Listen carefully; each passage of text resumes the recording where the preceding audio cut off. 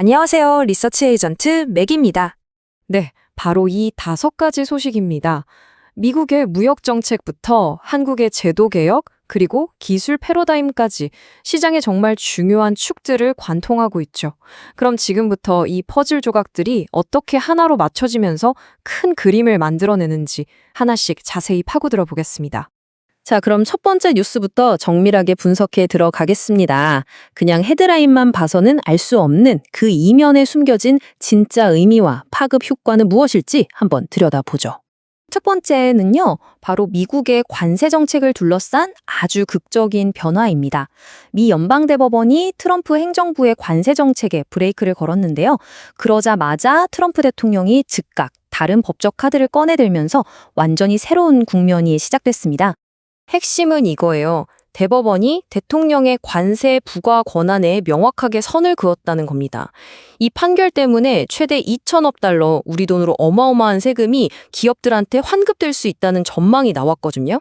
그러자 시장은 곧바로 미국 재정 괜찮은 거 맞아? 하는 우려를 쏟아내기 시작했습니다. 그 결과가 바로 이 숫자 4.09%입니다. 나라의 빚이 늘어날 걸 걱정한 거대 채권 투자자들이 움직인 건데요. 이른바 채권 시장의 자경단이라고도 하죠. 이들이 정부 재정 부담이 커지면 더 높은 이자를 줘야 돈을 빌려줄 거야 라는 신호를 보낸 거고, 이게 바로 국채금리 급등으로 나타난 겁니다. 하지만 트럼프 대통령 여기서 물러서지 않았습니다.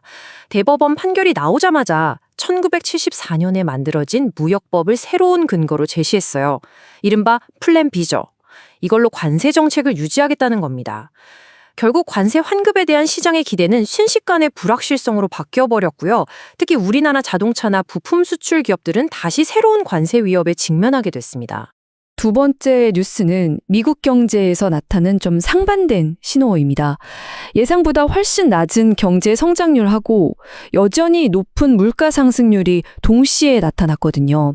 이러면서 스태그플레이션이라는 그림자가 점점 짙어지고 있습니다. 시장을 가장 혼란스럽게 만든 게 바로 이 두 지표의 불편한 조합입니다. 1.4%라는 충격적인 성장률은 경기 둔화를 명확히 보여주는데, 동시에 중앙은행이 가장 중요하게 보는 근원 PC의 물가는 3%에서 끈질기게 버티고 있단 말이죠. 성장은 둔화되는데 물가는 안 잡힌다? 이러면 중앙은행이 섣불리 금리를 내리기가 아주 어려워집니다. 말 그대로 족쇄가 채워진 셈이죠. 자, 이제 시선을 우리 국내로 한번 돌려볼까요? 한국 증시의 오랜 숙제였죠. 코리아 디스카운트. 이걸 해소할 수 있는 아주 결정적인 계기가 될 만한 3차 상법 개정안 논의가 본격적으로 시작됐습니다. 이 개정안의 핵심은 딱 3가지입니다.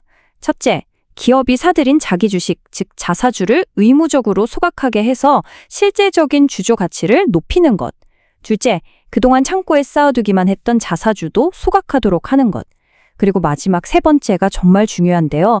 이사들의 법적인 충실 의무 대상을 그냥 회사가 아니라 주주 전체로 확대해서 소액주주들의 권익을 보호하겠다는 겁니다. 이 3가지가 한국 기업의 지배구조를 근본적으로 바꿀 수 있는 잠재력을 갖고 있습니다. 시장은 벌써부터 뜨겁게 반응하고 있습니다. 외국계 투자은행들은 이 개정안이 통과된다는 걸 전제로 한국 증시의 만성적인 저평가가 드디어 해소될 거라면서 코스피 목표치를 7,500선까지 제시하고 있거든요. 이건 지금 지수랑 비교하면 정말 엄청난 상승 잠재력을 의미하죠.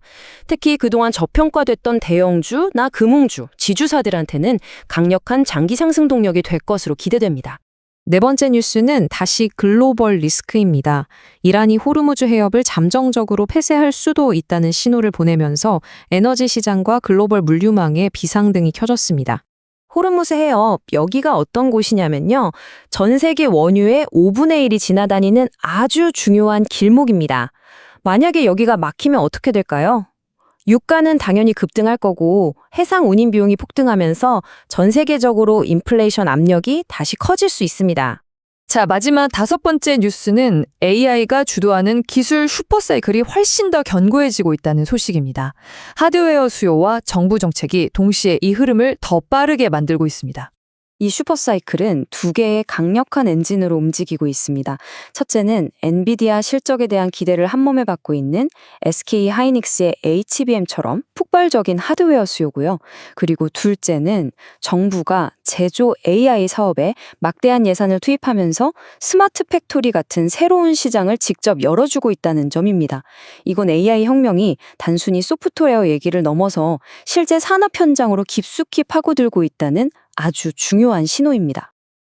자, 지금까지 살펴본 이 5가지 핵심 뉴스들이 실제 우리 주식시장의 각 산업 섹터에 어떤 영향을 미치고 또 우리는 어떻게 대응해야 할지 구체적인 전략으로 한번 연결해 보겠습니다. 이 표에 모든 전략이 담겨 있다고 보시면 됩니다. 하나씩 차분히 짚어보죠. 첫째, 반도체. AI 인프라 투자에 정부 정책 지원까지 이건 쌍끌이 호재로 강력한 긍정 전망을 유지합니다. 둘째, 금융 및 지주사입니다. 상법 개정이 현실화되면 자사주 소각 등을 통해서 주주 가치가 가장 크게 오를 걸로 기대되는 섹터죠. 셋째, 해운 및 조선업. 호르무즈 해업 리스크 때문에 단기적으로 운임 상승은 긍정적이지만 유가가 오르면서 비용 부담이 커질 수 있다는 변수도 반드시 함께 봐야 합니다. 넷째, 자동차 섹터는 상황이 좀 복잡합니다.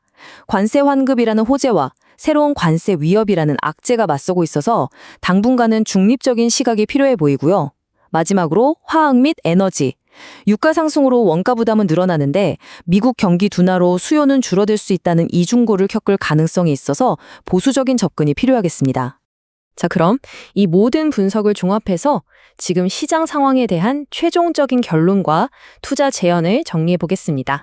결론적으로 현재 시장은 두 개의 거대한 힘이 충돌하는 지점이라고 볼 수 있습니다.